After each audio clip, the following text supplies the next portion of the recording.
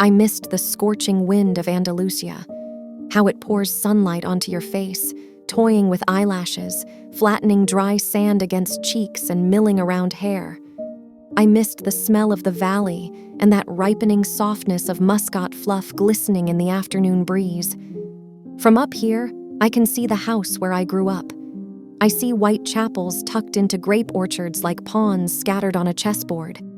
I can see patches of asphalt on Jardinito Road, hailing from the old town through dappled rocks, then waning behind the horizon with erratic headlights of beat-up trucks cruising along. One of the pit stops along Ed Jardinito, where truck drivers stop to relieve themselves, marks the starting point to this wavy trail. All covered in blotches of spindly grass stalks and flaxen sand, the trail is barely noticeable at first. Truth is, no one even cares to notice it. Why would truckers taking a blitz leak care to check on a mucky trail leading to God knows where? But I do. This is how I got up here, to the top of this hill, where I am standing now. I've climbed all the way up here, so I can finally end it all. All these years of vagrancy and fugue, exile and fear. This is where it's all going to come to an end. But for now, I am enjoying the view of the valley unfolding below. I am sipping the air of what could be my final memories. He will show up soon. He always does. Like a shadow, he's been following me right on my footsteps, always there, behind me. And there he is. His limping figure appears behind the sharp bend off El Jardinito. He looks up and he sees me, then stops for a moment to catch his breath and leans on his cane, as if assessing the remaining trajectory for this final stretch, then resumes his walk. Or should I say, resumes his agonizing trudging. Years of endless chase took a toll on his body. No wonder. How long has he been chasing me? 10, 20, 30 years? He is slow, methodically slow. But for once, I will not run. I will wait. Right here, behind this rock, I will finally come face to face with him. This sharp Swiss knife blade I am holding in my hand will soon lance right through his neck bone. Yes, that's what I am going to do. This ends here, at the dead end of this sandy trail atop the hill overlooking the valley with its white chapels and Muscat orchards. Funny. After all these years, I still don't know the real name of my chaser. I always called him what Master Borges called him, he who wanders. He who wanders, listen, I will kill you. Borges. The Borges. I idolized him when I was in college. Many did, but I was different. It was 1961. I was an average lazy learner at the Universidad Laboral de Córdoba, floating around from one semester to another with barely passable grades. I had very few friends and almost no interests. One can say that I had an early form of an identity crisis. Besides chugging an asado, my only other passion was literature, Latin American literature. Borges and Neruda were at the forefront. One could only imagine my excitement when I saw a pamphlet hanging on the wall of the literature faculty. Spaces were limited. But who cared? It was the man himself, Jorge Luis Borges, coming to give us a lecture followed by an open panel of questions. Like a maniac, I rushed to the auditorium hours before the lecture. I was the first in line, and when the doors opened, I got the front row seat. The auditorium was packed with drooling chins of young, self-proclaimed prodigies awaiting the arrival of the Great One. And there he was, the blind lord of literature, walking upright onto the stage with a cane and his loyal assistant right by his side. Standing ovation. He nodded and made a, "Thank you, please be seated" gesture. Then he began. The lecture was dedicated to Spanish writers. I cannot distinctly recall if it was Cervantes or de Vega. It truly made no difference. Somehow, I managed to sit through his entire lecture, which lasted over 3 hours, and remember nothing. He talked slowly and methodically, pouring honey into our ears like Segovia's guitar, with his absent eyesight affixed on the ceiling. And then it happened. Something that caught me completely off guard. Before closing the day, Borges was about to take questions from the audience. Of course, I raised my hand, and so did about hundreds of other students. One of Borges's assistants whispered something into his ear, which made him smile. "It is an honor for me to be in front of an audience of young people, but our time is not infinite," he said with blind eyes still pinned on the far corner of the hall. "For that reason, I will randomly pick questions from 5 of you. I have never won any prizes or lotteries in my life. When I played poker or blackjack, I lost far more than I won. I knew my limitations, and that turned me into an average, apathetic person, rarely trying to outdo oneself. And so, sitting still with little ambition, I got used to that, until that moment. When I saw Borges pointing his finger in my direction, that came as nothing short of a shock. Me? Yes, young man. Senor Borges picked you. Step forward and introduce yourself, said his assistant. I did not know what to ask, so I quietly mumbled my full name. Fernandez Agustin Navarro. Borges shifted his gray-shaded pupils in my direction as if reacting to a sudden buzzing of a fruit fly. Fernandez Agustin Navarro. Navarro, haven't I met you once before, young man? He asked. No, Senor Borges. I never had the honor. But you will. We will meet again, Senor Navarro. You and I will meet again. But for right now, what is your question? The rest of the day was foggy. I don't even remember what question I asked. It must have been about him winning the Prix International. Not sure. And maybe not important. No, not important at all. The greatest writer in the history of mankind called me by name, and then that bizarre, unreal thing he said about us meeting again. When? 9 years later, in 1970. And there I was, a somewhat promising journalist in one of London's somewhat scandalous tabloid newspapers. Every week, my name was featured on the second page alongside with celebrity chronicles and vile rumors. My paycheck was decent enough for a small studio flat by Manchester Square. After years of having been pent up by directionless studies, you could say I became something more than an average. Or at least that is what I believed. That day, it was early October, arguably the best season in London, began as usual. I ate my chic breakfast, consisting of 2 scrambled eggs, ham, toast, and dark roast coffee at Barrymore's Diner, and was ready for a pleasant walk to the office. It was shortly after 8 a.m., and I was in no hurry. My route was the same as it was every day. Past the square, right turn on George Street, left turn on Thayer, another right on Marylebone. My thoughts that morning were all preoccupied with the piece I was working on, so I was slowly making my way through the square when something caught my eye. Or rather, someone. At first, I did not pay much attention to him, no more than I did to anybody else who idled at the square that morning.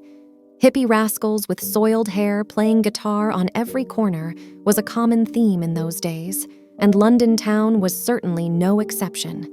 So here was another one of those misunderstood love proclaimers, sitting right behind the gated area of the square. Striped worn-out jacket, heavy cap, sandals with clots of woolen socks sticking out. A common hippie bum, as anyone may have thought. I thought so too, except this one had something that made my intestines churn. I didn't know what it was, but once I saw him, I felt the irresistible urge to instantly walk away and never see him again. The way he looked at me, that gloomy frown that made me think of a line from Oscar Wilde, that fellow's got to swing.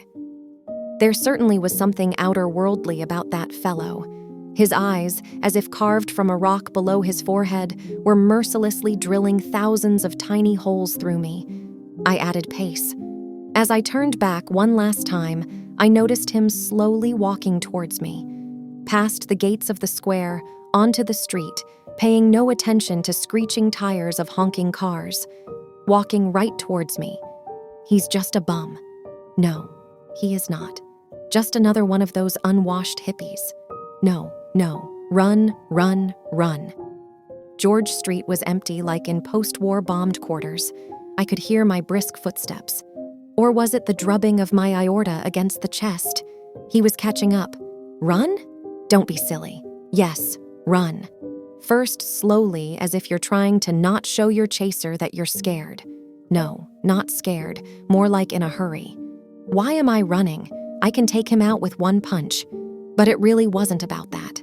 It was my first experience of that feeling, which I can only describe as some sort of primordial sense of fear. Panic, dread, unexplained sense of looming doom arching above you like a dark figure with a scythe. I ran faster than my feet could move. As I turned the corner on Thayer, I paused and looked back, fearing to see him right behind. Scrambled eggs, toast, and dark roast coffee were about to make their way back up through my esophagus. Wiping the sweat off my palms onto my pants, I bent forward in a protective position and looked around. Empty windows of George Street were checking me out like a toddler witnessing parent in a cowardly act.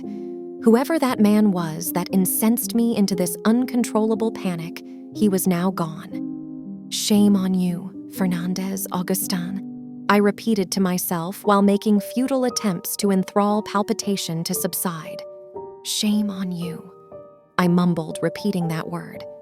Mumbling turned into whistling that song by Magic Lanterns. Shame, shame. I whistled, acting calm and self-composed. I sang without knowing words, only to convert my mind to something else. I sang so others wouldn't notice me shaking. I climbed the stairs of my office building, 3 at a time, 3rd floor. The familiar smell of typography oils calmed me down. Safe heaven. Shame on you, Fernandez Agustin Navarro. Even now, I question myself whether my journey to madness began on that day or was it underway for many years. Madness that creeps in and recedes in tidal waves. Is that how it usually happens? All I know is that an hour later, I was laughing at my little moment of weaknesses. Preposterous and rubbish, my thick Andalusian twang spoke to me. The idea of being fully checked out by a specialist did cross my mind, and I immediately thought of Dr. Patel in Camden Town. He'd give me a comfortable medical diagnosis like a panic attack and prescribe some white pills, I thought. Little did I know that the day had more surprises in store. The unnerving script development continued in a more eerie fashion when my boss marched to my desk with a pack of printed paper. No, Navarro, you are not going to see Dr. Patel in Camden Town, who will make a judgment call on your insanity. Instead, you are going to do an article on Jorge Luis Borges's new book. He is making his presentation today at London Public Library and blah, blah, blah. I forgot about the panic attack. The thrill of seeing Master Borges again, 9 years later, was surreal.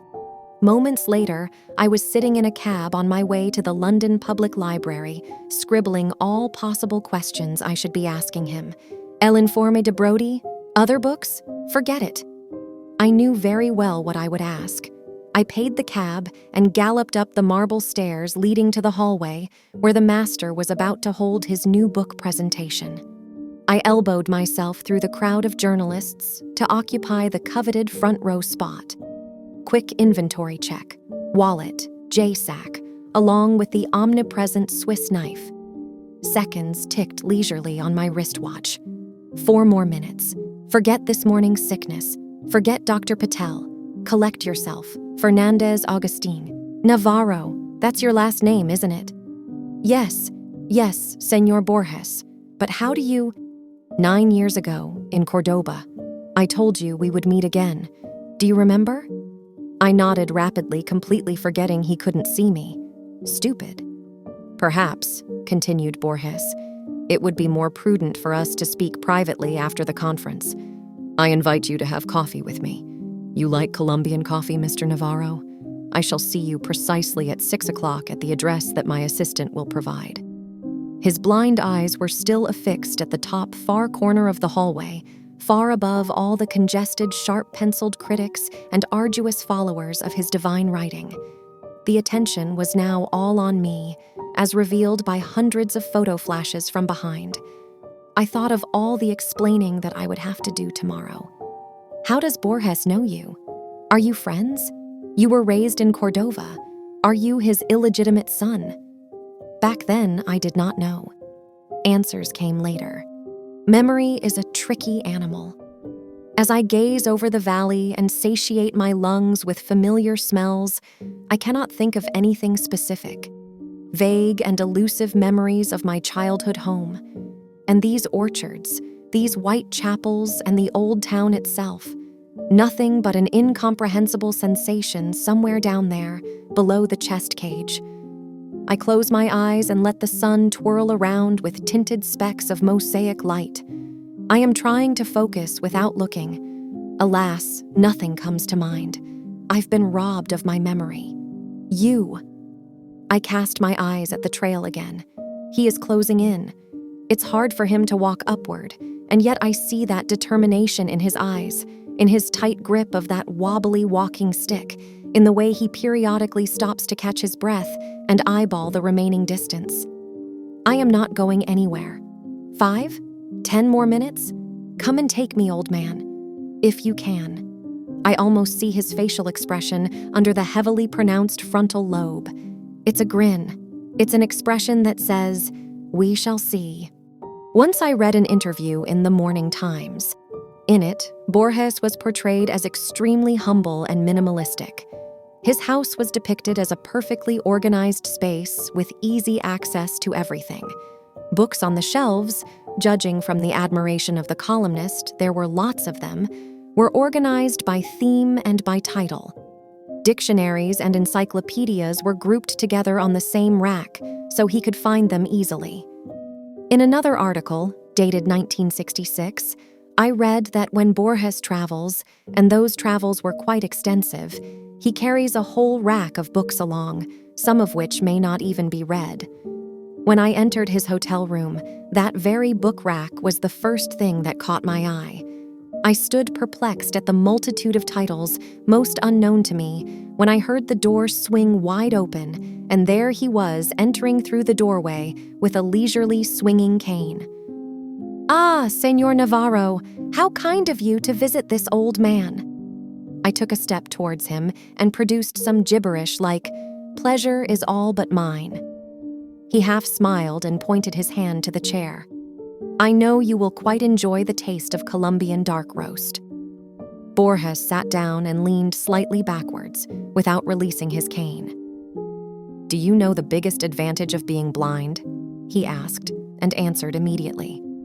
"Blind don't need light, so my utility bills are way lower." He laughed at his own joke, only to be interrupted by his assistant carrying a tray of aromatic coffee poured in 2 small porcelain cups. Amazing how the very idea of drinking coffee instantly changes your mood before you even take your first sip. As I was readying to go on a pre-scripted monologue of expressing my gratitude and honor, Borges jumped right into the action. "I will get right to it, Señor Navarro. About you being here and about me remembering you. I know you have many questions. I will attempt to answer some, but not all. When you leave this hotel, there will still be some questions that you will have to find answers to. On your own."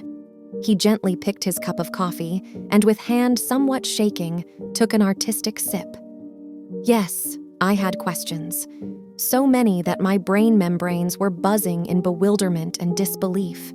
Here I was, sitting in the room with one of the greatest writers, who happened to mysteriously know my name and "Have you by any chance read The Book of Imaginary Beings?" asked Borges. "I have. Many times.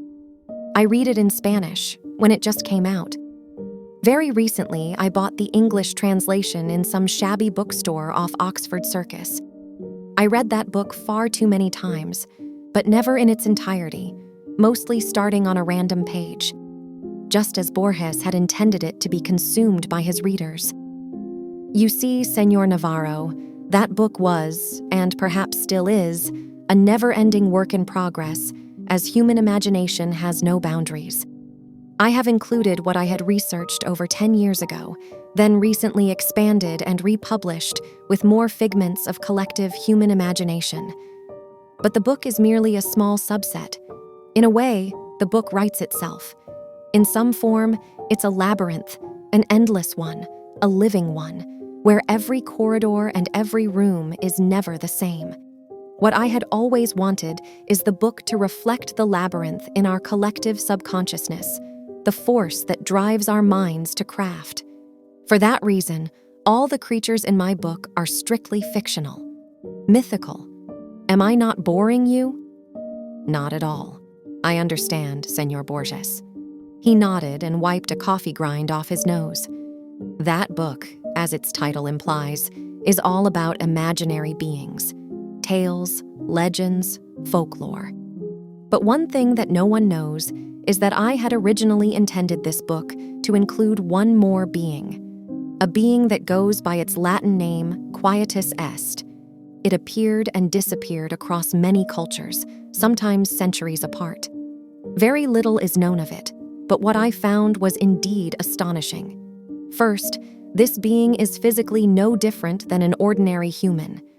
You may say it is human in many ways. As I studied this entity, I became more and more agitated. I could not stop. Like a madman, I was trying to learn more and more, but very soon the excitement turned into another feeling. Fear. Fear of what, Senor Borges? Borges' eyesight shifted from the corner of the room straight on me, as if he could perfectly see me. Fear of what I had uncovered. That Quietus Est is not a myth at all. He attempted to take another sip, but his hands started shaking, so he had to put the cup down, spilling some of it on the saucer and around the table. Pardon me, young man. I am trying to maintain composure. But you have not tried the coffee, he said, wiping his mouth and forehead with a knitted handkerchief.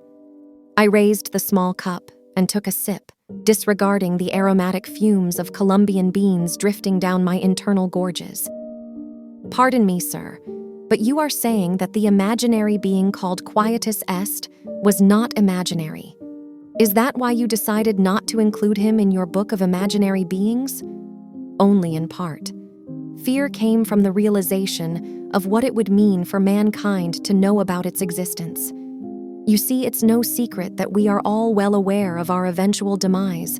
We all die. But imagine what would happen if we all stared right into the face of death every single day of our lives and knew the time that was left for us in this world. Death not as a vague concept portrayed by middle-aged artists, not as a folklore tale of a grim reaper, but as a real living entity that stalks you and walks around showing you a ticking clock, counting down minutes and seconds, getting closer to you with every second, trying to grab your hand. Running from death is worse than death itself. He took a deep breath and closed his eyes. But I shall talk no more. Allow me to give you my scribbles from years ago. These are unedited in their raw format, so please pardon the poor language. It's right there, in the drawer. You will find a folder with a yellow piece of paper. Read it aloud while my ripe old body attempts to catch a breath. I opened the drawer as he instructed and found a yellow piece of cursive handwritings carved in Spanish with some Latin phrases. The scribbles were short, less than a page long with marks and scratches, but most of this was very much decipherable. He must have written this himself half blind, I thought. What caused him to do that and not dictate to his assistant? I unfolded the paper and began reading. Quietus Est. It is said that one shall not know about its own ways and times of demise. The imminent passing is only felt by those that are either terminally ill, and even so, they don't possess the knowledge of when and where, or by death row inmates awaiting the exact day and time of their execution. Lack of such knowledge coerces us to exist. Sumerians believed in a certain deity. The word deity was scratched and replaced with demon of death embodied in human flesh and bones, which again was scratched and replaced with entity, whose sole role was to stalk its victims and inform them of how much time they have left to live.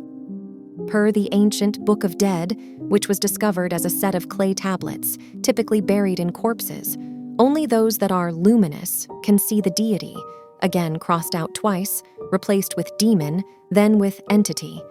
The luminous ones are thought to be either people with high spiritual powers or vice versa, the cursed ones, condemned by priests.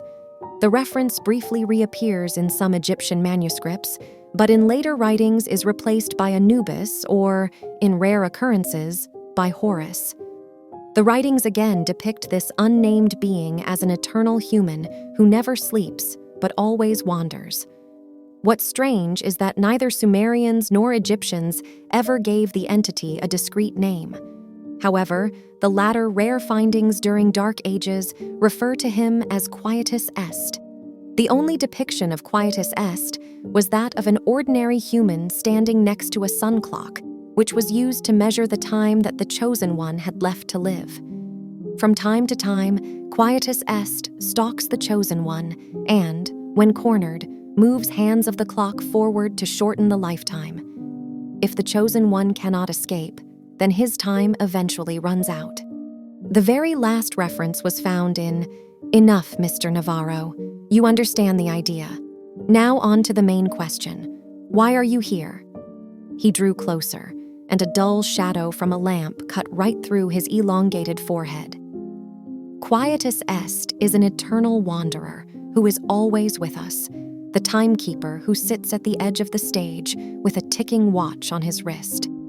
The greatest gift given to mankind is its inability to see him. When I lost sight, I thought blindness was a blessing in disguise. But one does not require eyes to see the wanderer.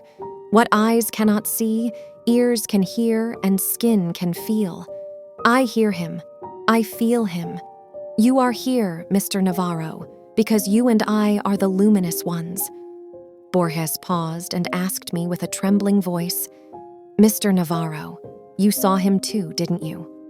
Cold shivers that have been accumulating in my lower back rushed up my spinal cord in millions of explosions.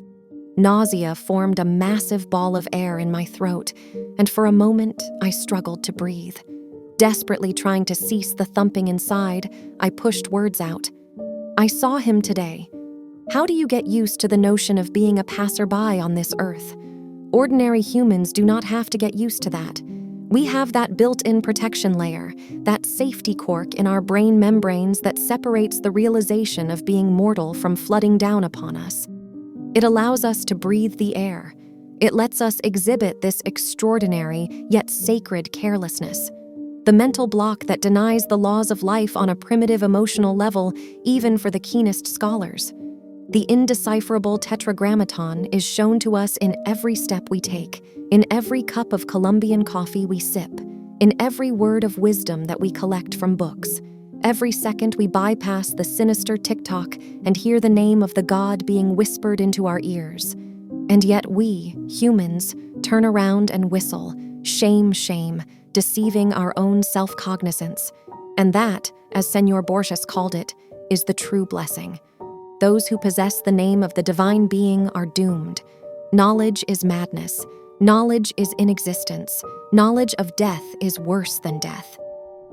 We sat in his hotel room until early morning, the two luminous and doomed souls. Our casual exchange of words was amplified by the ticking of the clock. It was dawn when I noticed Borges nodding in his sleep.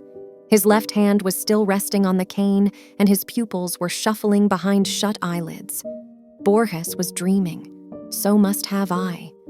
As I was exiting the foyer of the hotel, I hid behind the column and looked around the street. It was empty.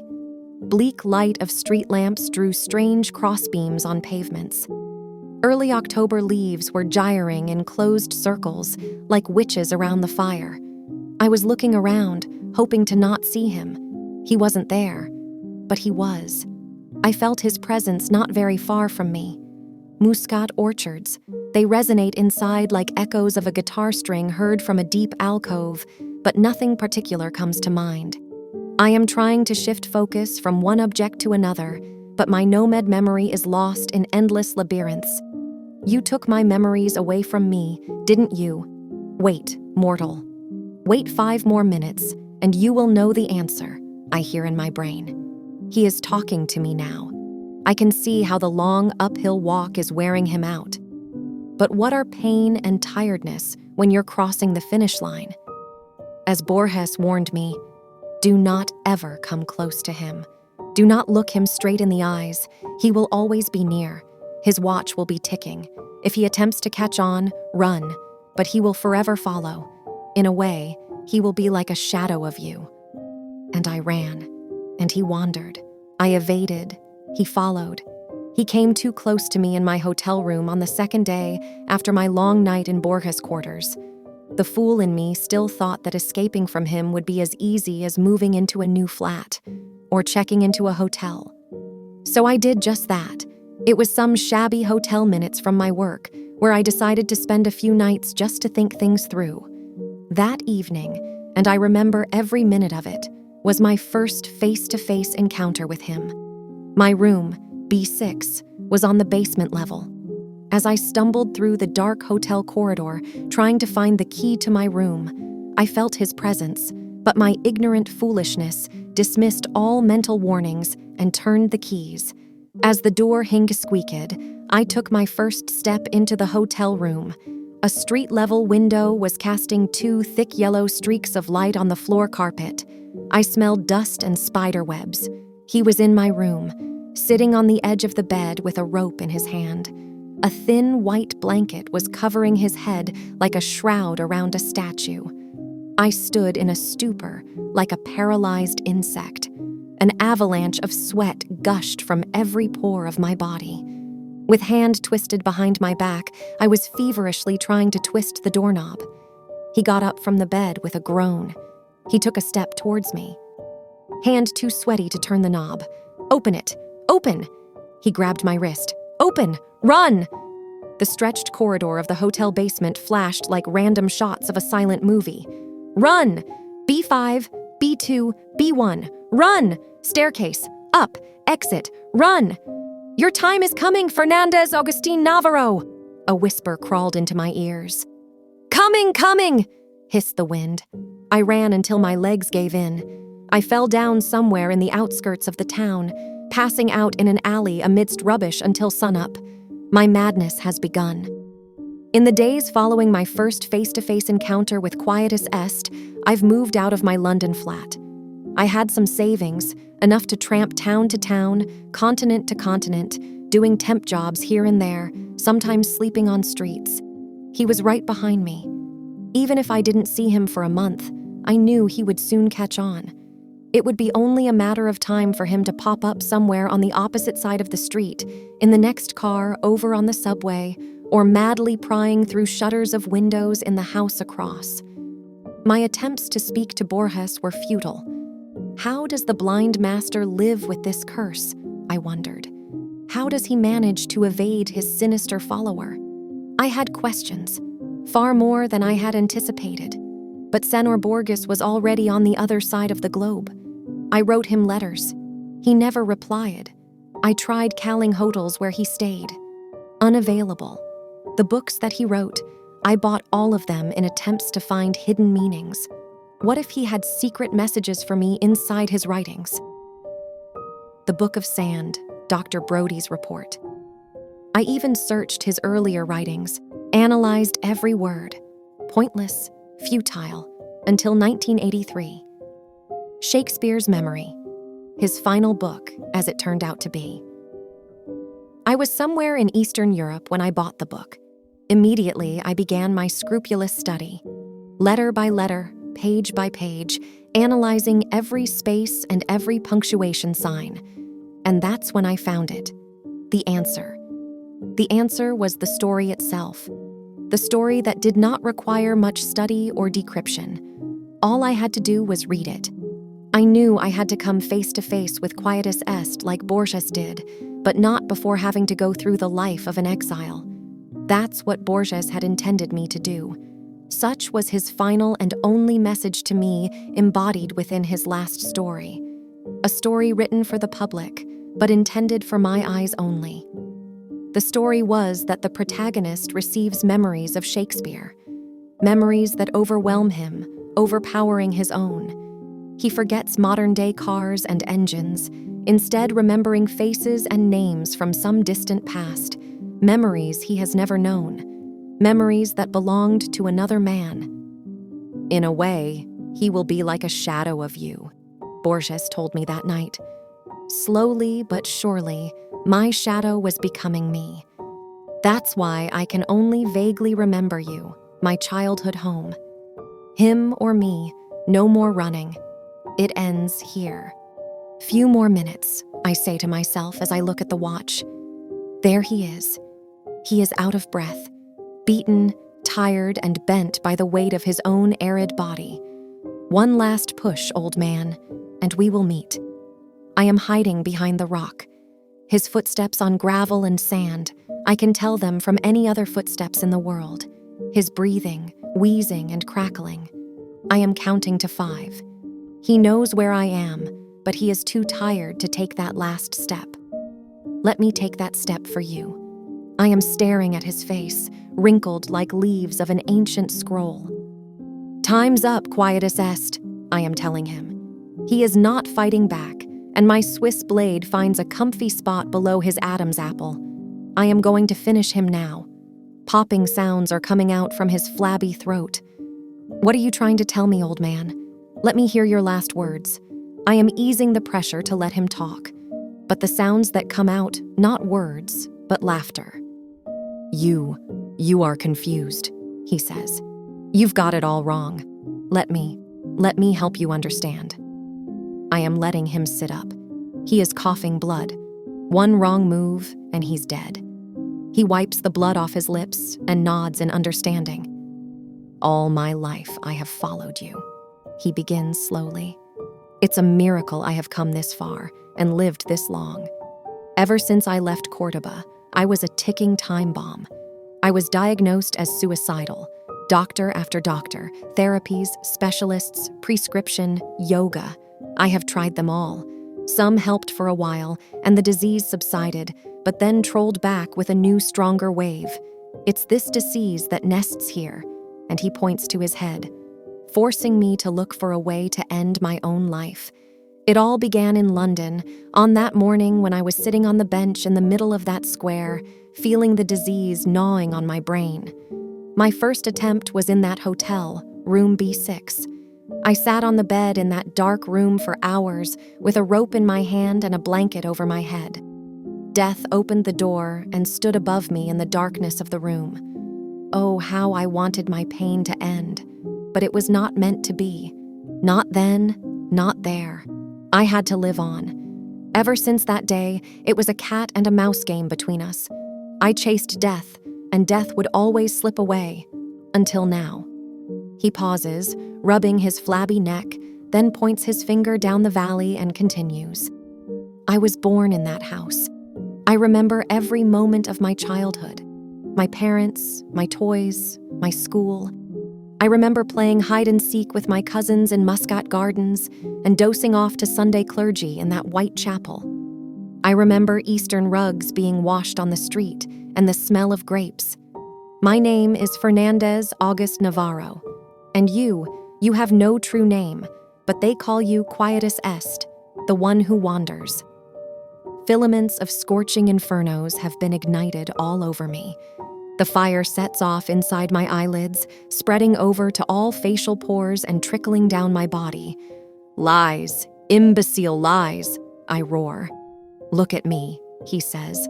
I am an old man, and you, still young and strong as you will always be. You have not aged. Now think more. What do you remember of your childhood?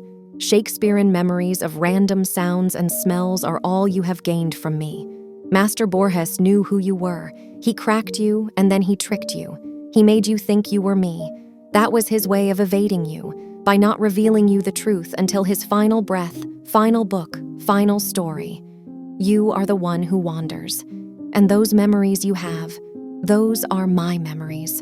And now that I have told you who you really are, you must finally finish me. I have heard enough of his fibs. I am throwing my knife away.